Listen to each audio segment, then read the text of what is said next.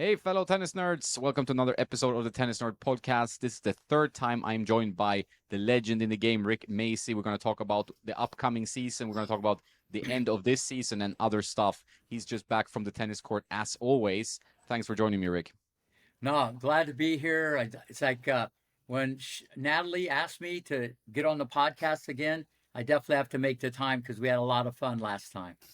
Yeah, always fun talking to you. It's always fun talking tennis. So what's going on in your tennis life? You just came back from the court, like coaching sessions with pro clients or with like more amateur clients. What's up? Yeah, no, it's like a lot of juniors, and but the last one I had, first off, great question. The last one I have is Sophia Valinsky, one of the top 12 and under uh, players in Europe. We talked about her before. I not only personally coach her, I represent her with Edge Management.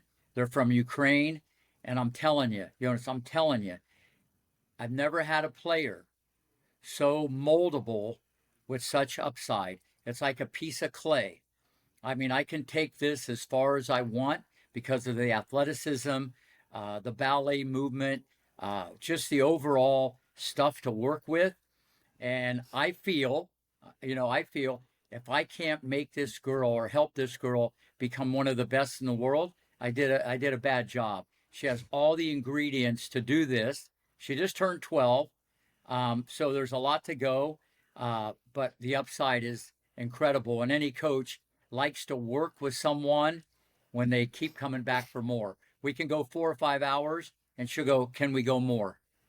Wow. Yeah. Yeah, that's what you want to see, right? You want to see someone who loves tennis and loves to work because otherwise how are you going to get anywhere? Yeah, but that's like another, and then if you have the talent or you have the thoroughbred and they have other attributes and you can get great biomechanics on someone with that attitude, the sky's the limit. I just posted on Instagram her standing on a ball, to be on balance and juggling. You got to go on there. Anybody watching this should go on. It's kind of hard to do, and I told her mom, I said, that not only trains the hand eye and the coordination, it trains the mind. And that's what this game's all about. Yeah, the mind is needs to be there, and that seems to be the case with this young girl. So you must be pretty excited that you have you have the dough in your hands. Now it's about time to kind of you have really some skin in the game here, yeah, with this project. Yeah, no question about it. I it's exciting simply because she's 12, she's not 17.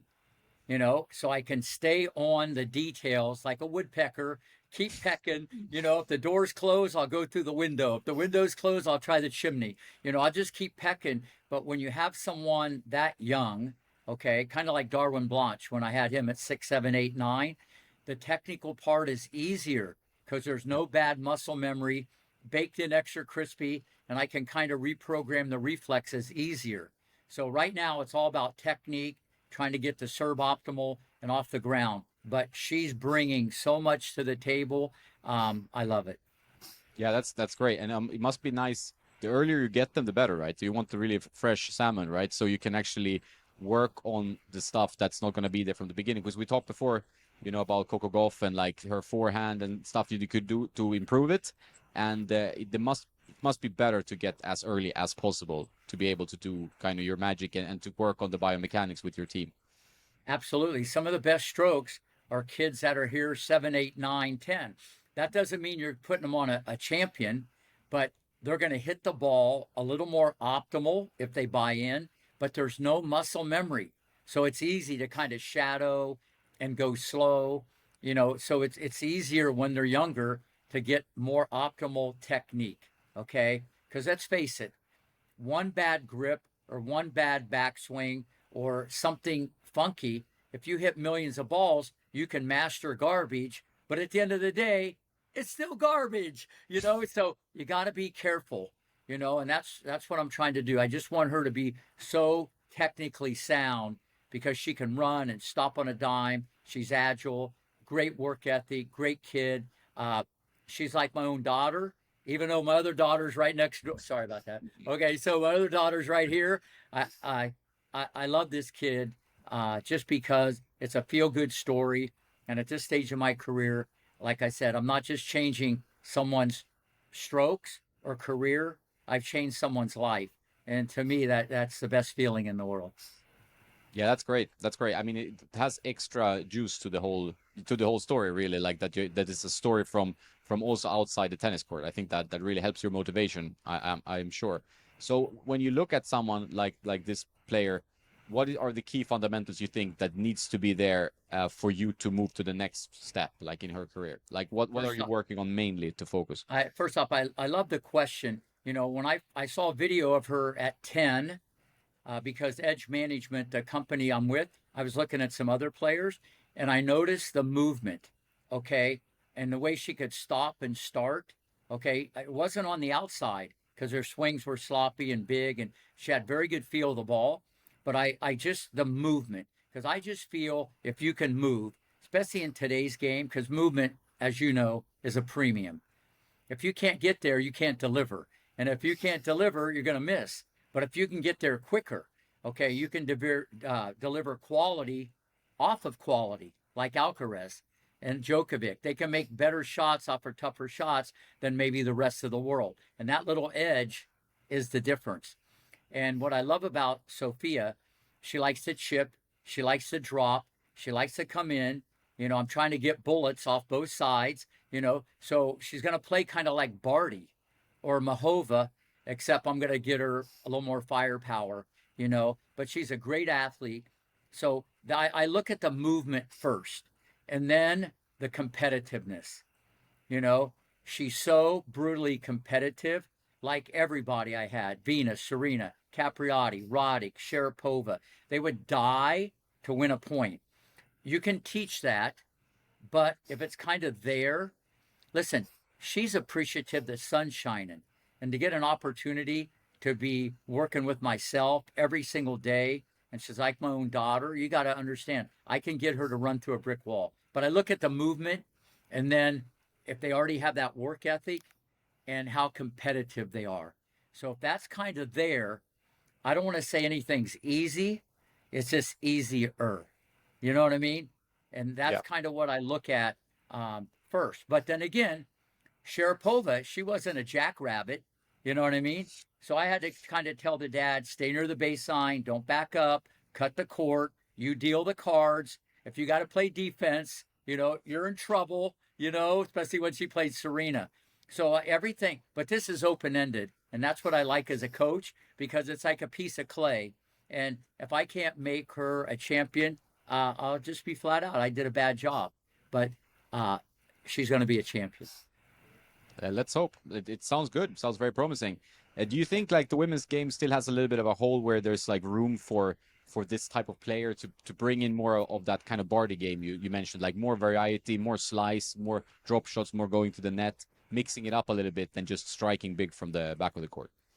Well, first off, I think every coach should try to emphasize that, which I'm sure a lot do. The problem is in junior tennis with the girls, you know, you just kind of rip the ball, you hit it hard, you know, you might have a better serve, and it's a tough sell. It's the hardest thing. Listen, a lot of people they come to the net and they get past, they ain't coming there the rest of the month, you know? So it's a mindset. The more you fail, the more you're going to succeed, the more volleys you miss, the more you're going to make, the more drop shots you miss, the more you're going to make. No one's missed more than Alcaraz as a kid. That's why he makes more. It's a tough sell because girls want the W a little bit more. You know, it's a little different sell, you know, and I'm not saying who has the most variety or who has the most diversification is going to be the best player. But I think it's something every coach should try to teach the kids, you know, instead of just keeping the ball in play, you know, hitting the ball in zone 4 or 5 with topspin.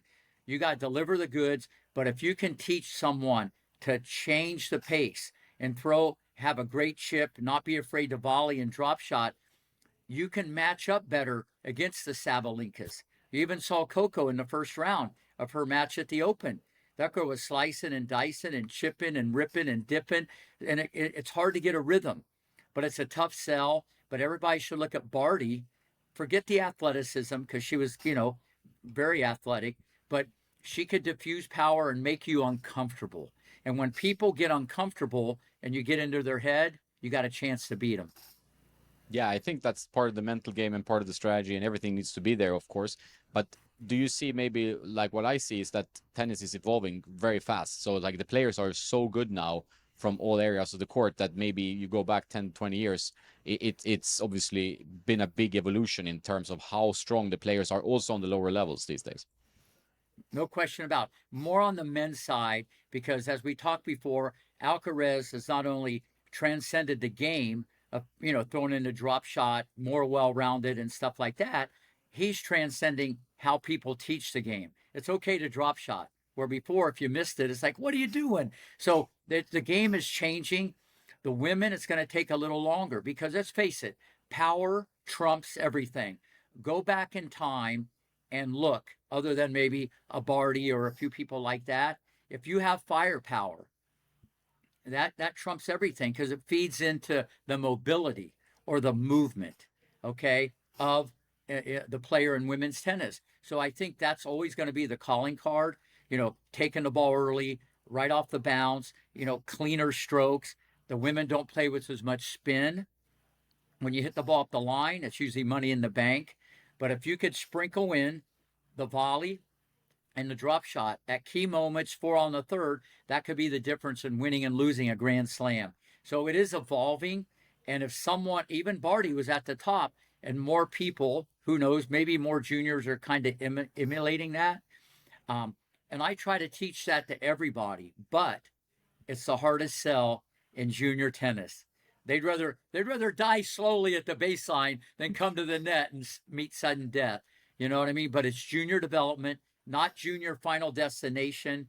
It's not where you start, it's where you finish. So I think any coach that's watching this, if you can stress that and whatever you can get out of that, making a player more well-rounded, that's really the job of a coach. Yeah, that seems to be the keys, obviously. But do you think, how early should you really start looking at the mental game? Like, can you start already at 12? Do you need to wait for some maturity in the other aspects of life, or should you go straight to it, like how to work on the mental strengths from as early as possible? I go straight to it. Listen, you know, a lot of times when I give speeches, I give a speech every day, 10, 15 minutes to all the kids. There could be a 6-year-old there, or the number one junior in the world, or an 18-year-old. And I talk a lot about the mental game, and I talk a lot more about life lessons, because the mental game, trying to remember to forget, and that's a big thing in tennis. I taught, this is the wild card, because I ask the kids all the time about this. How many of you guys lost to someone and you had a better serve, you had a better forehand, a better backhand, and you lost? And all of them raised their hand, because the other guy gets there, he just loves to run, sweat, and shut up, okay? And he can be on to the next point. And having the ability to forget is the leader in the clubhouse. And you're a performer. You got to enjoy the battle. And it's hard to enjoy the battle if you're losing 6-0, 5-0. But I tell everybody, if you were losing 6-0, 5-0 and you were playing Federer, would you still be having fun? And they all said yes. But if they were playing someone 2 years younger, they said no. I said, but wait, you're still losing 6-0, 5-0. You see, so this is and everybody has a breaking point. Everybody gets nervous. It's how you handle stuff. Some people play better in pressure. In practice. So I start with the mental early on, and I talk to the kids about going to the fence, taking the towel, 20 seconds, flip it in your mind. It happened 20 years ago. And that's what I loved about Sharapova. I'm telling you, it freaked me out. To this day, I never had a young player right there every point. Even though there was holes in the movement and the forehand, it was scary. Now, whether that's environmental, whether that's your upbringing a lot, Eastern European, there's many factors that go into that. But that, and Kenan had that. If you can do that, okay, or do it better than most people, that's one area you don't have to worry about. And that's what I liked about Venus and Serena. They were all about the competition already. I knew they were bulletproof. That's why I went all in. So that's a big, big thing. Then if you could run and fight and you get good strokes, top tens around the corner. Yeah, that's the exciting part. But how much do you think it's like related to personality? Like you have a a very unique personality always on your hands, and then how do you get to that point where they're comfortable playing matches and enjoy that competitive spirit? Like not everyone does it, it seems like. Yeah, you got to understand, the personality part, the parents want the kid to be rougher and tougher and mentally stronger, and then they maybe entitle them too much, even though they're doing it out of love. Or they could be making them softer, even though their heart's in the right place. And Richard Williams had that balance. He knew when to squeeze and he knew when to hug. That's why I love the guy. So it's a very tough balance the parents have to understand. Unfortunately, most of them do not understand this part. They think it's X's and O's and forehand and backhand. But if you're putting it on someone mentally weak, they're not going to deliver under pressure. And I get so many emails and texts, and people always say, can you help them on the mental part? If they buy in. Even many college players I work with, and they're 18, 19, 20. It's a skill. You know what I mean? It's a skill. That's why people are very good. A lot of people are very good hitters, but they're not good players. There's a big difference. You see someone hit, oh, they look really good, but all you're seeing is hit the ball. Hitting and playing is a different sport. And people got to understand that. It gives you a snapshot. If they're hitting really bad, okay, that doesn't mean they're going to play amazing. So you got to be careful of that. But this is the most important thing, focusing on being a performer, loving the battle. More people are smiling now. You see that in Ben Shelton. And this is the Alcaraz effect. Everybody does it different. Rafa was more like the Spanish bull. And Federer was just like, I'm not even sweating out here. So I'm just saying, everybody feels it. But, with Alcaraz now being the leader in the clubhouse and greatness, around the corner, he's changing how people even do things. And his effect is really helping people, in my opinion, handle pressure. But it has to come from the heart. It can't be a fake smile or fake enjoyment, or that could probably make it worse. No, I think you have to embrace your personality. You've seen that with players who try to maybe imitate a certain player for a while and or find like a personality that's not them, and it doesn't work. So I think No. that makes a lot of sense. When it But comes there to are common Alcaraz, threads. Listen, there are common threads you can pick up on when Nadal gets up from the seat and runs back there after playing 3 hours, or some of the rituals that these people do. They're like a machine. And that's the difference with juniors. They're all over the map, and I said, you want to be a pro? Start acting like one. I know that sounds serious, but the one thing you got control over is attitude. You don't have control over winning and losing. The strokes and strategy takes time, but you have control over attitude, and how you want to go about doing this. I spend a lot of time on this, and I have with everybody, that everybody's aware of, explaining this, but then getting them to buy in. You know what I mean? No one's perfect. No one's going undefeated. You're going to fail, but greatness doesn't go off kilter as much as the rest of the world. yeah, that's true. When it comes to greatness and Alcaraz specifically, what do you think about his like end of this season? It's been a little bit topsy-turvy compared maybe to what people were thinking. What's your take, and how do you think that affects him for next year? No, listen, I believe even more. And the reason why, because he's 20, I talked long ago, 3 years ago, about where this was going. And listen, he's not going undefeated. And also, if I back the truck up, forget losing to Dimitrov, but they're playing, and I'm not making excuses. They're playing indoors, and the guy served 88% first serve. I don't think that's going to happen at Roland Garros or outdoors. Okay, and I'm not saying, listen, it is what it is. Anybody can beat anybody. I mean, he's lost to people 100.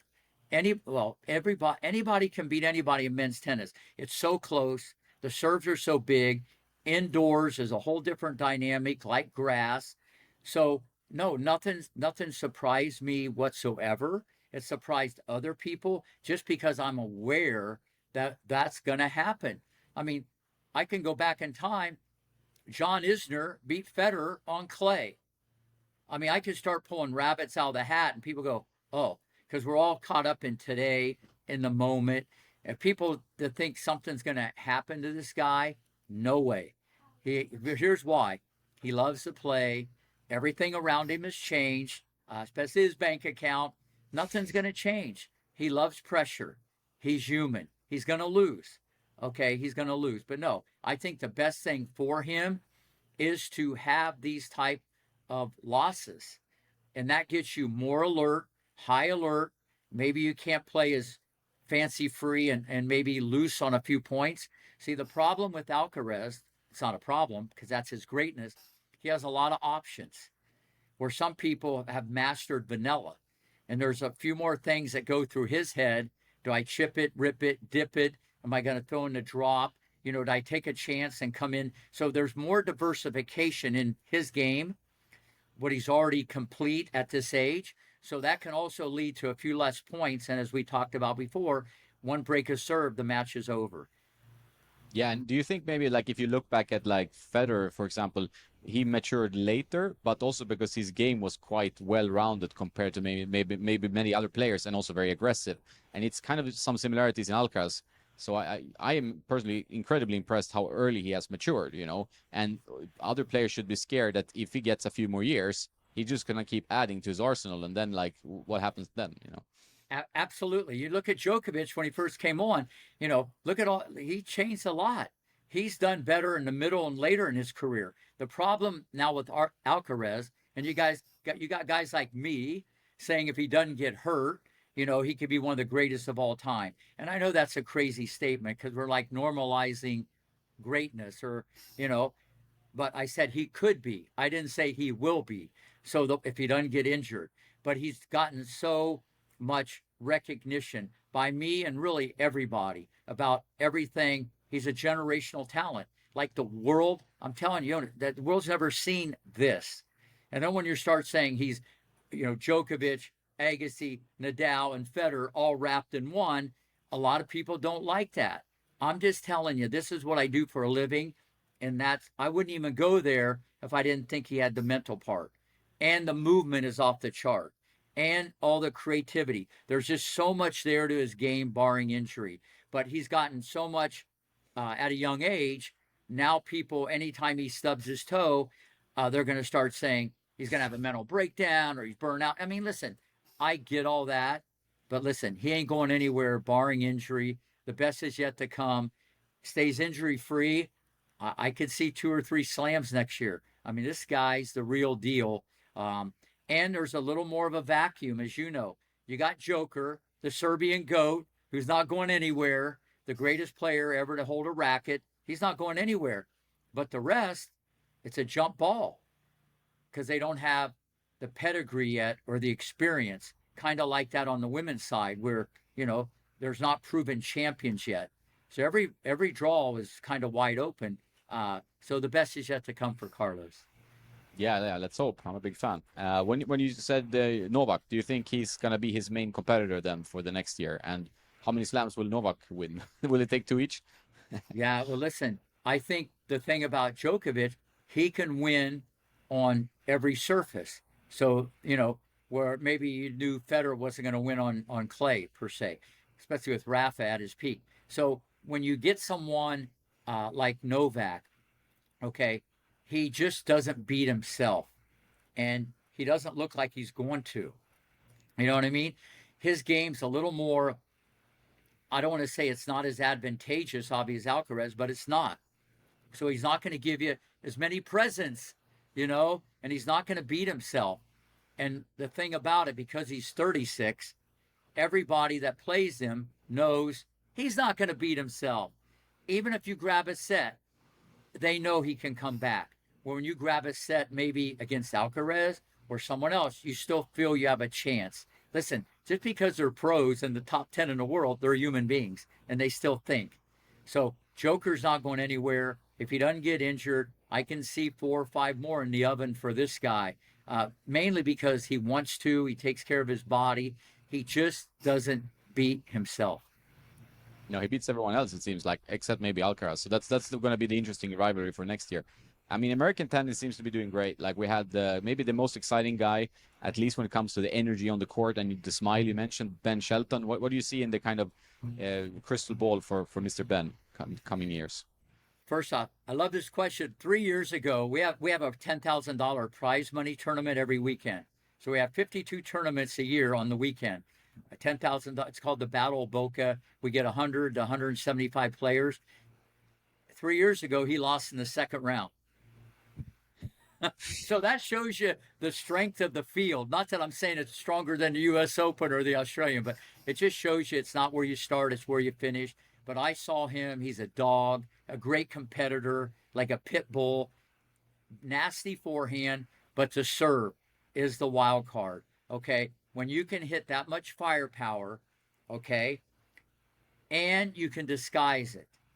And the wild card on that, he's left handed.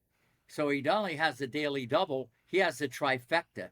He kind of has Ivanisevic, but with more power, you know. And listen, when you can serve that big, you're 5-all with anybody, even if they're better than you off the ground, even if they're better than you in many other areas, like a boxing match. So that alone will give him a reservation, in my opinion, top 10 in the world, always. I think the backhand is good. It's not great. He's changed it. He used to have a bubble loop. Now he's kind of simplified it. He's a good athlete. He's adventurous. So I love his game. Permanent fixture top 10. Okay. But if you're asking me who I think is the best of all the Americans, I feel it's Sebastian Korda. We said this before. I think he has the most upside. You know, Fritz is good. Tiafoe's good. Opelka's going to come back. Tommy Paul's good. All these guys, if something breaks their way, can grab a slam or two. No question. You know, like a Courier, like a Chang, like a Roddick. They can, because there's a vacuum.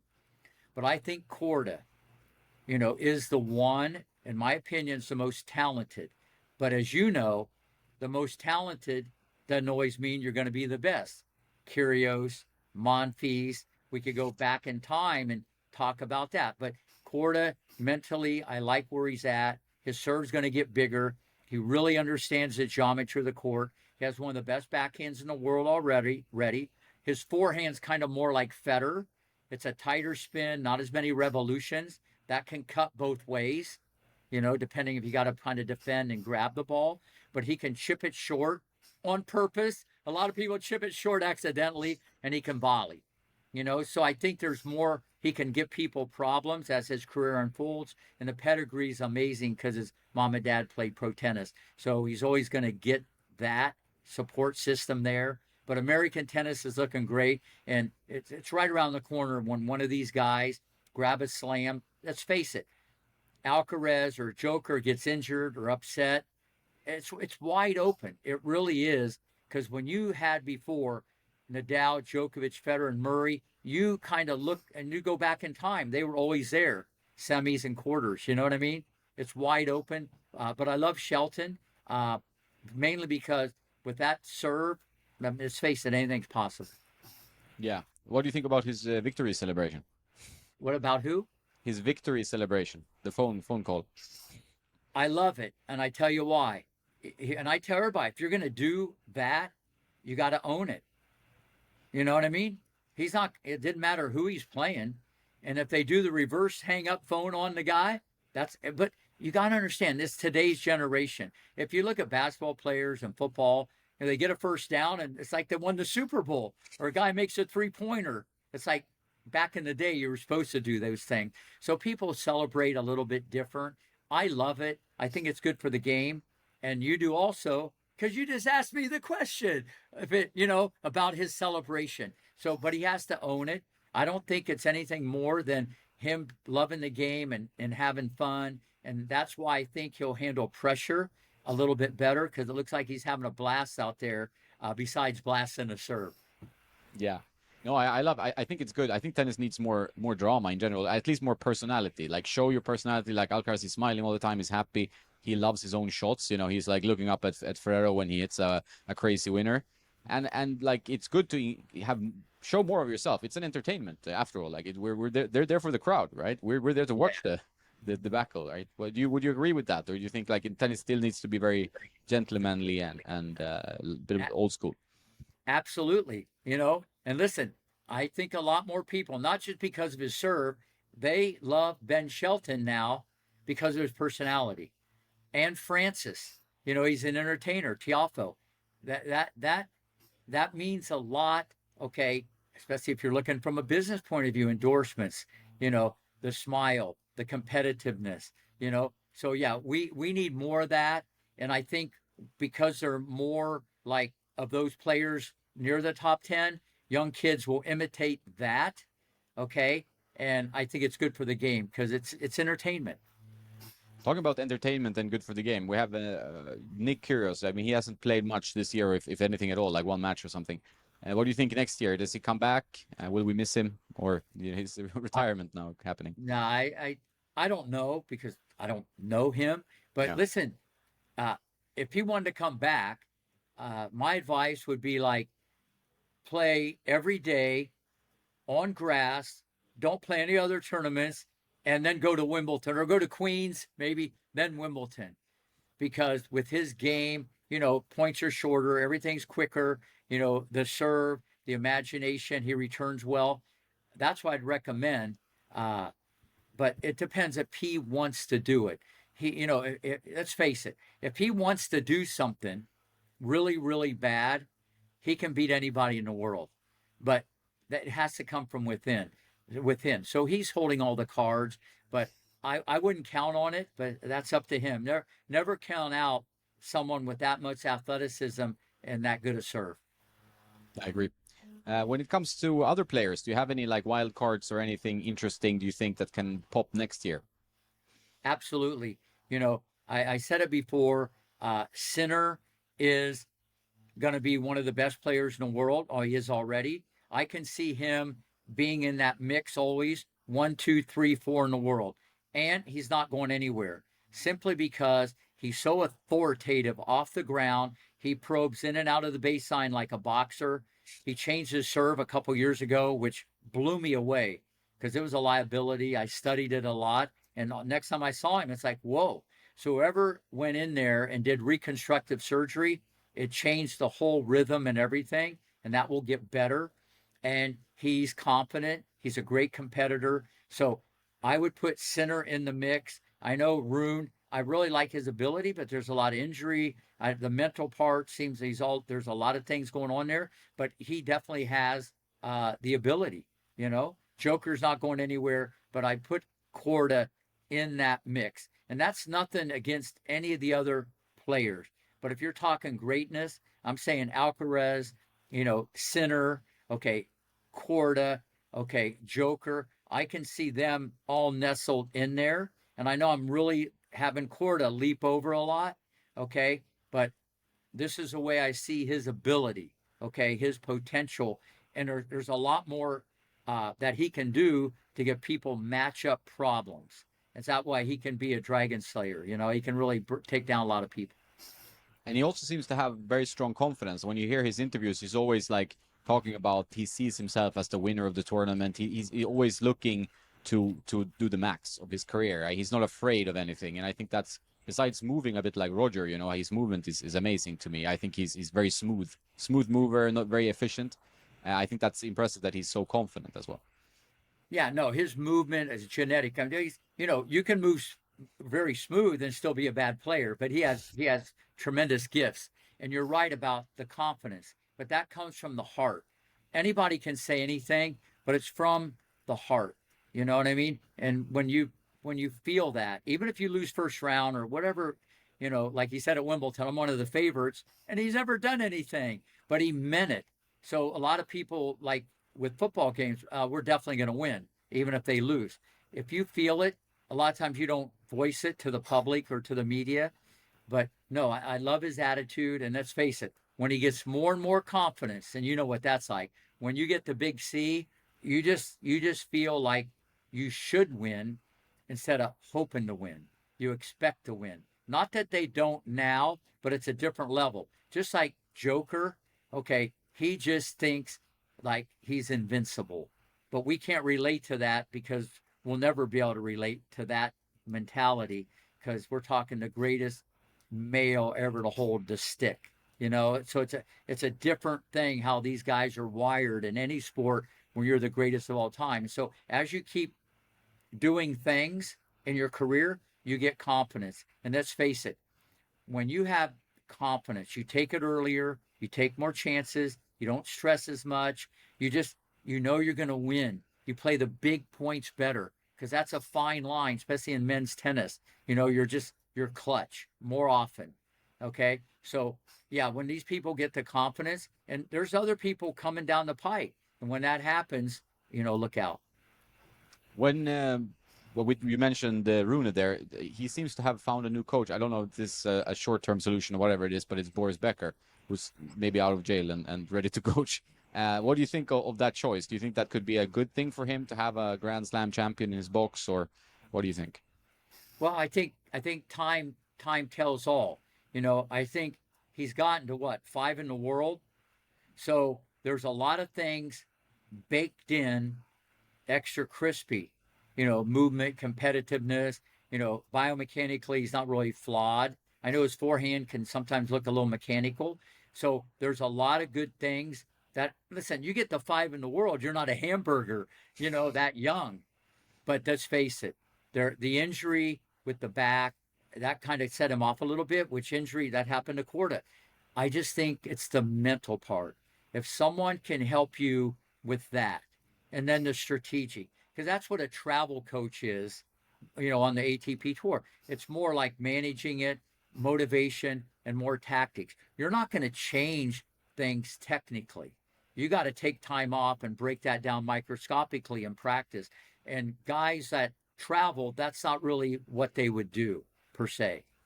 And a lot of times, if you were a great player, you still need to have a very broad perspective on everything because you might see it the way you saw it, but that's through your eyes. And you got to look through many, many, many different eyes, and a lot of times coaches don't do that either. They're so set in their way. That might be their way, but that might not be the best way. I always tell people there's not a wrong way or right way. There's a better way. And I tell a lot of people what you may see is different than Rick may see. So I see this very differently also. But Becker could, listen, obviously been there, done that. That means something. But that doesn't, well, time tells all. We'll see. Yeah, yeah, I think that's the prudent way to see it. When we look at the women's side, when we had Coco Gauff win the U.S. Open now, it was a big breakthrough. What do you think for her in 2024? First off, I love Coco Gauff. I love the whole family. Olympic sprinter with a rack in her hand. People don't like me saying that, but she is. I'd love to see the 400 meter. I'm putting my money on Coco, but I know it's not track and field. Tennis is stop and start and all that good stuff. Let's talk about Coco and U.S. Open. She almost lost first round. And there was a lot of people, haters, doubters, people saying all kinds of stuff. And I tweeted, it's the best thing ever. Think about it. It's in her back pocket. She found a way to win. Okay, she was uncomfortable. First match, 7 o'clock, Ash Stadium, Billie Jean King, 50 years, equal pay. She's the chosen one. The next Serena, which that's not going to be the case. Okay, there was a lot there. And you're playing someone who gives you no rhythm, and they hit junk, and they're 35.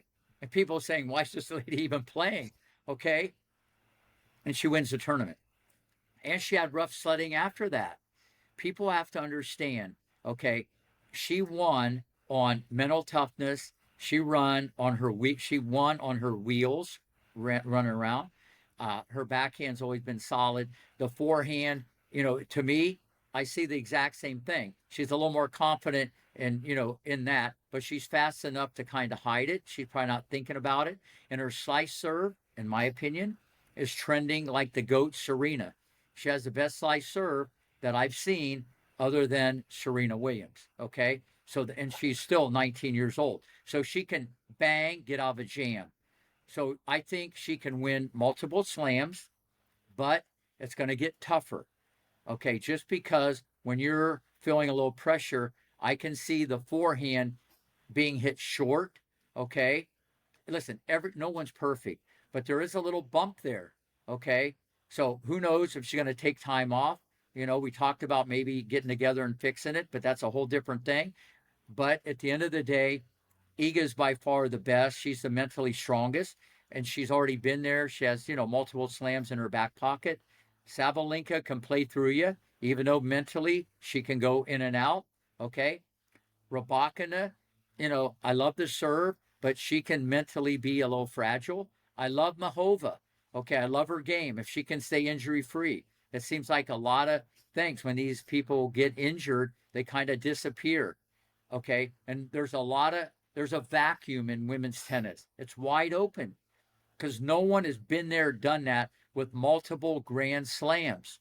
You know what I'm saying? Like back in the day when I could go on and on with the names. So it's really just Iga. So it's wide open. There's younger players coming in, and there's no one that's invincible. But Iga would be the one mentally that I think is by far heads above everybody. But she's not going undefeated either. But I love Coco just because of the way she competes. And well, listen, when you can run like that and stop and start, you got a chance against anybody. But if you keep hitting the ball short, that can only last for so long. Yeah, and you get people like Sabalenka and Swiatek can take advantage of that to name two. And she did mention even in her like winner speech that this was to all the haters, and it seems like players these days they need to really get used to the social media being a part of their life. How has that influenced the game and the players' mental health and their need to be extra strong on the court? Well, first off, it cuts both ways. I think it depends. Like I said, on someone's podcast, I said the way Venus and Serena were, and their dad, okay, they were bulletproof. They didn't have social media back then. Things didn't bother them. Where someone like Jennifer Capriati, she was sensitive, happy-go-lucky, had normal friends. Okay, she did normal things, which could be good and bad. People now with social media, if you're sensitive, okay, that can get in your head. And sometimes when stuff, as you know, gets in your head, you're dead. You got to get it out of there. You know what I mean? But other people, no, it is what it is. You got to look at it like if they're hating, you must be doing something good. You got to look at it like that. You got to flip it, and that can empower you. But a lot of people are very sensitive, especially, more on the female side, I would say, because everybody wants compliments. People want to say good things. They want to hear good things. They don't want to hear that because it could become mental.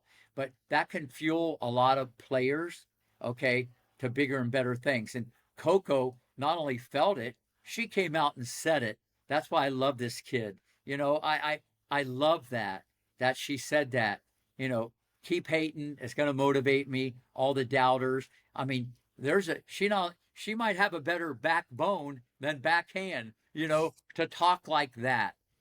But that's part of her greatness. But then again, this dad, high level athlete, mom, high level athlete, her brother, you ready for this? He's the number one quarterback in middle school in the United States. I mean, there's some athleticism in that family. You have no idea. You know what I'm saying? So, but you grew up in that, everybody's kind of rough and tough. So that's her calling card. I just wish that if she had a forehand that was rock solid, I think she could dominate. Yeah, and I think the mindset is similar to Novak, for example. I mean, he got a lot of shit from the crowds throughout his career, and he seemed to always be able to turn it into fuel and then play even better after that. Absolutely, and that's a skill. I mean, a lot of guys can do that. Djokovic likes that. Some people, you got to look at it like that. When people are against you, look at it as a compliment. And that's hard. It's hard to do. It's a mindset. And I talk to people all the time about this. It's a life skill. You know what I'm saying? And it's like pressure. You want pressure. Alcaraz wants pressure. You want to be expected to win. Because if you're not, okay, you could be working at Burger King. Nothing against Burger King. You could be working, if you're not, you want that. But you got to look at it like that. But a lot of people don't, especially in junior tennis. You know what I mean? Where you're seated, bad loss, person's older. They don't look at it like that. When you get older, your brain matures and all that, so you can reason better. But at the end of the day, you want that. Okay? You want people, to, when they boo against you or they want you to fail, you got to look at that as a compliment that you're doing a lot of things right because people are noticing you. Yeah, it's 100% true. when it comes to the Rick Macci life, how are you? What are you working on now besides this Ukrainian wunderkind who's can do big things? But do you have other projects in the pipeline? I bet you do. Yes, yeah, no, I do. Thank you for asking. First off, uh, we're still putting in a couple more chapters to the $1 billion mine that I'm doing with Dr. Niva. Okay, she's a clinical psychologist. Okay, I love her to death. Okay, we're working on this project. It's not quite done yet, but it's not only about uh, the game of life. It's about the game of really everything, how this radiates in every direction. And she can go at it from a clinical point of view, and I can go at it not really from a tennis, but just from a life coaching point of view. And the collaboration has been so amazing. We're going to do multiple books together on different subjects. So hopefully in the next 2 months, that's going to come out. It'll be available on Amazon. I'm really excited about it because there's so many good things, and there's like a little notebook in there that you can take notes, and it's really going to help people stay positive, look at things through a different lens, the game of life. So that's in the oven. Uh, my partner, David Meltzer, who I do Game Set Life, okay, we kick off season 3 after Thanksgiving. So we'll be teeing that up again with some incredible guests from all walks of life, Hollywood, the sports world. We have the most amazing guests. David has a better contact point than any of my students. This guy has more contacts and people he brings on the show, but also a docu series that David's gonna kind of help me with Apple TV. That's kind of talking about. I was gonna do something with MGM, but I don't really want to do a reality TV show. I'm not really Ted Lasso. I'd like to do the real thing with just here's what I do. Um, so that's kind of out there. But listen, I just do what I do. As I told you last time, I teach 7 days, and now Sophia Balinska is here all the time. It is 50 hours sometimes and even more because I got to put this thing together besides all the other kids that I want to help go to college. And, you know, um, so I just do what I do. And as I said, I want to do it as long as I can do it. I love being on the tennis court. It was 55 degrees today. I was a little cold. I'm like a lizard. I've been out here for so long in the heat. When it's 55, I'm freezing. I had a big jacket on and whatever, but it warmed up. So that's kind of what I do. And I like helping a 6-year-old as much as I do Sophia or anybody adult. Uh, so I kind of do the same thing, but a few other projects because I got to keep my eye on the ball and just do what I do best and just kind of help everybody. Do you ever get some relaxed time, or you just go 100% all the time? I'm getting relaxed time now doing this podcast with you. This is relaxation. My daughter's here. My cat's here. When I'm done with this, I got to go back to the academy and teach. This is like when I'm off the court, it's different. Uh, no, fun is what you make it. I couldn't go on a vacation. If I went on a vacation, I couldn't wait to get back. My vacation was going to the U.S. Open, seeing everybody, doing a lot of stuff with Fox News, and doing a lot of media stuff. So this is what makes me happy. And I think in life, you got to do what makes you happy. It's not all size fits one. I don't think a lot of people want to get up at 3 o'clock every morning and run a half mile. It works for me. You know what I'm saying? Or be at work at 5 o'clock. It just works for me. I've been that way my whole life. But I think anybody listening to this, when you have a routine and you have structure, you just keep making it better and better. But I do agree with you. You do need balance. You got to recharge. But when I do come home on a Saturday or Sunday afternoon and can just watch TV and relax, that's good enough for me at this stage of the game. What did you think about the U.S. Open? Was it that it was like an audience record or something? It was packed, from what I heard. Like, how was your experience there? Do you compare to previous years? Um, it was great. Obviously, I just think Alcaraz is bringing more eyeballs, and I think the Americans, that now it's not just a U.S. Open, it's a U.S. wide open. It's wide open, and I think that intrigue with all the Americans, and then people like myself and others saying, "Hey, they have a shot. They have a shot."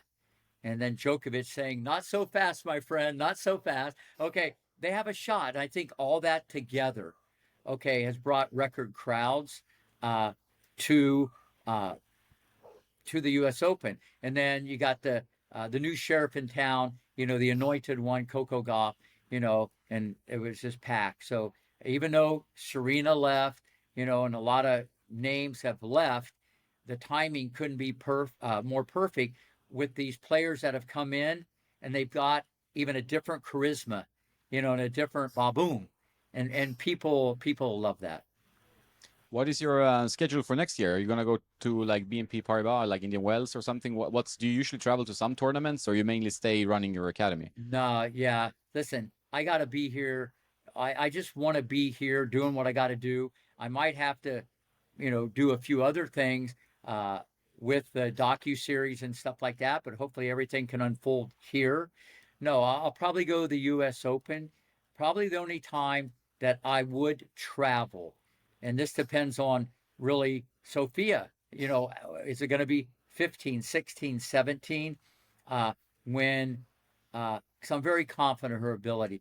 When the time comes, if I felt the time is right and I had to go the French, Australian, or Wimby or whatever, okay, um, just to help springboard her career, because that could be 5, 6 years from now. So I would do that because, like I said, I not only coach this little girl who's like my daughter, I represent her too. You know, and she's one of a kind, always smiling, has gratitude, thanks me every day, picks up all the balls. I appreciate that. They've never jumped back in the basket, like in my whole career. I just appreciate that.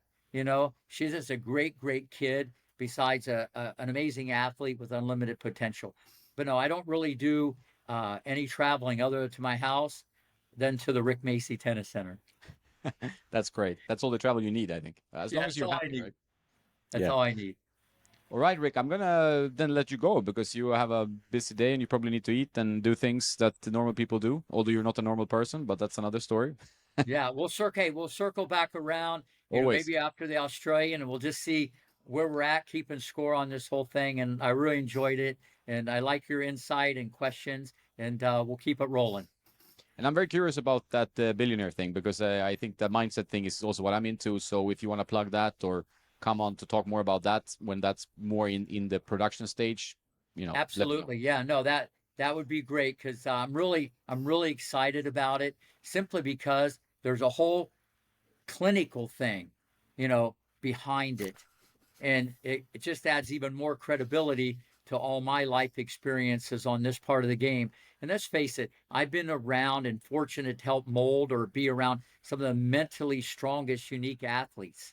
You know what I mean? And what makes them tick, the good, the bad, the ugly. And then to have a lot of it backed up from a clinical point of view, I think people will love it. It's a quick read, it's a fast read, but it can be so beneficial and has nothing to do with tennis. It can have something to do with tennis into your mental part of the game, but it's everything. And that's why I really like it. And I'm going to do more in this area because, like I said, I'm just as much of a life coach as a tennis coach. Do you feel like during this kind of project, do you learn things as well, like as you go along, working with other people and getting more into kind of the data and the insight behind this stuff? Listen, I learn every day. And I tell that to everybody when I do their podcast. I learned today from Sophia. I learned today from this student. I'm learning from you. Listen, if you're not growing, okay, you're not learning every day, no matter what you've accomplished. And obviously, I've had a lot of good things happen to me in my career. If you're not getting better, you're getting worse. I always tell that to Meltzer. So you got to try to get better every day. When you think you've accomplished something and you need a pat on the back, or you keep looking in the rearview mirror, not good. What am I going to do next? And if you have that attitude before when it's all said and done, you'll look back and say, wow, look at everything that I've done. So yeah, I try to get better. I've learned a lot from Dr. Niva, okay? But I learn from everybody, every parent, every kid. It doesn't matter. But then you got to want to apply it, and I think that's the art of coaching. You know what I mean? Like Richard Williams, the one thing I learned from him, I knew when to keep my mouth shut at the right time. So that's a great coach, not saying anything. That's a big part of coaching. Just don't go there sometimes. There's such a medley that I could go through just about how to be a better coach. And when people come here to get certified and they're on the court with me 3-4 hours a day for 3 or 4 days, they're all blown away. Even some of these people that play Grand Slams, they played on the tour, they're good coaches. They're great coaches. They have a great job. They're going, this is crazy, because they see me dealing with a 6-year-old, then the parent, then a beginner, then a great adult, then the number one kid. They see it differently in the way I just kind of bop and weave, the mental, the technical, biomechanics, strategic. There's so many gold nuggets sprinkled throughout the lesson. It's not just like, okay, here's what you're going to do on your backhand. And that's the art of coaching. And so if anybody wants to become a better coach, I do certify coaches, and people are just blown away. Even if it's one day, 4 hours, they'll learn more in those 4 hours than they learn in 4 years. Do you think that part is so like one part that's so important of coaching is the communication? Like we're talking now, like learning when to listen, when to talk, when to, adapt yourself a little bit to the situation. No question. And then the communication part, how to say it, when to say it, why to say it, who to say it to, the frequency of your voice, how high, how low, when to get on one knee and talk right into someone's eye if they're a little munchkin, a little peanut. And you got each person's different. There's not a playbook. Anybody that thinks they can go on the internet and become a great coach, you might get more tools. Okay, that's good. Okay, you can read a book, that's good. But being on the court with so many, and listen, no one's been on a court more since age 22 than myself.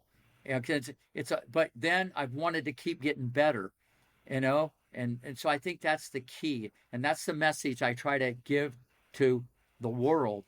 Okay, if I feel I got to get a lot better, I think they should also. I think that's a great note to end on, Rick. Well, thanks a lot for your time as always. Always appreciate it. Always fun to talk to you. And whenever you want to jump on, you know where I am. So All right, it's great.